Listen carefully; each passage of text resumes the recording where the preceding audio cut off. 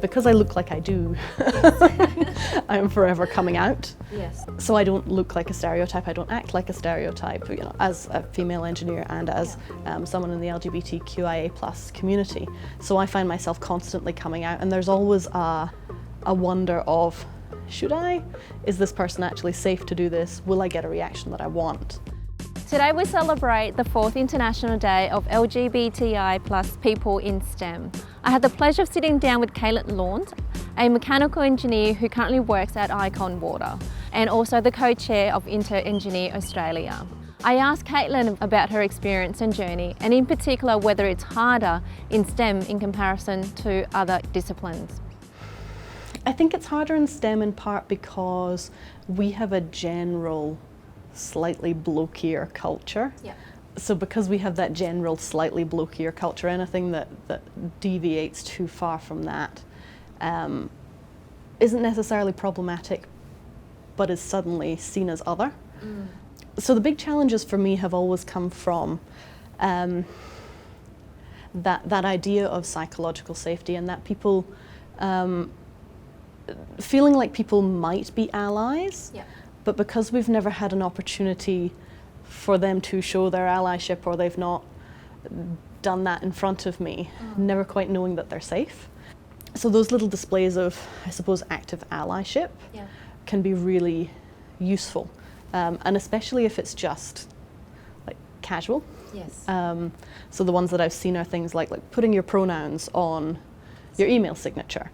Can be a really helpful one, not because I necessarily need to know your pronouns, but because it signals to me that you've at least thought about it. Yes. And you've at least turned around and said, okay, yeah, this is probably something that'll be helpful for someone who's gender diverse, so I'm going to do that. Equally, like rainbows somewhere in your office, or like a sticker or something like that, lets me know in the same way that you've thought about it. Yeah. The language you use. So you see this a lot in engineering workplaces. They send the email that says, "Hi gents." Yeah.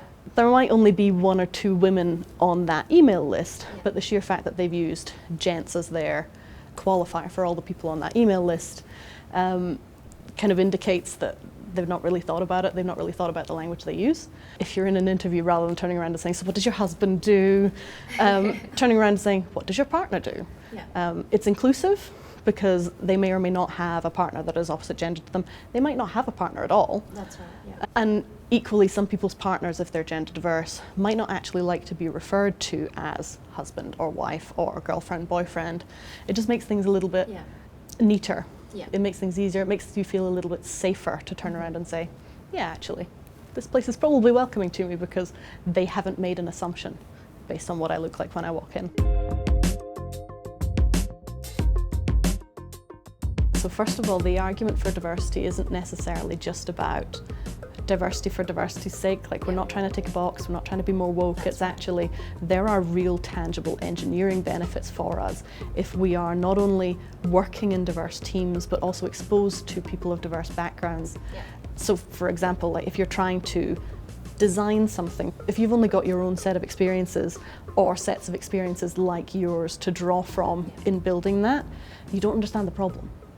That's the simple thing. You just don't understand the problem fully. And if you don't understand the problem fully, you're not going to get a good product. It's sometimes necessary for workplaces to turn around and say, actually, we've got 10 men who are all white on this list of people to choose from. I can pick the best one from this lot, or I can go back to market.